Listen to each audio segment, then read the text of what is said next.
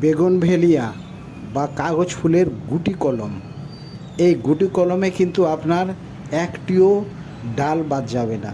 আপনি যটা ডালে গুটি কলম লাগাবেন প্রত্যেকটাতেই শিকড় বেরোবে আর একটিও নষ্ট হবে না।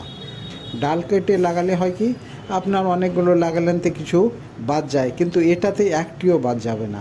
যে কোনো বেগুনভেলিয়ার আপনি কাটিং করুন, এই গুটি কলমে একটিও গুটি কলম বাদ যাবে না। প্রত্যেকটা আপনি ভালো ভালো জাতের থাই ভ্যারাইটিও করতে পারেন, কোনো অসুবিধা নেই।